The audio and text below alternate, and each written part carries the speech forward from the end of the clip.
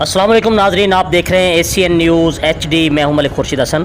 खबर शामिल कर रहे हैं ज़िला सोबतपुर सूबा बलूचिस्तान से नुमाइंदा एशियन न्यूज़ सैयद अमजद अली शाह बुखारी की रिपोर्ट के मुताबिक पुलिस थाना सोबतपुर की कार्रवाई। 302 कत्ल के मुकदमा में मطلوب मुलजिम गिरफ्तार। तफसीलात के मुताबिक inspector general of police Balochistan व DIG नसीराबाद जनाब शहाब अजीम लहड़ी की खसूसी हिदायत पर अमल दरामद करते हुए SDPO DSP सोबतपुर जान मोहम्मद खोसा, SHO पुलिस थाना सोबतपुर मौलादात कंडरानी, इंचार्ज CIA हबीबुल्ला खोखर की मुश्तरका कार्रवाई।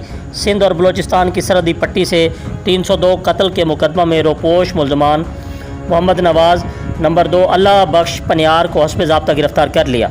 अफसरान की इस कार्रवाई पर अवामी प्रेस क्लब सोबतपुर ने नेक ख्वाहिशात का इजहार करते हुए खराज तहसीन पेश किया है। जी, मज़ीद ख़बरों से बाखबर रहने के लिए देखते रहिए एशियन न्यूज़ HD।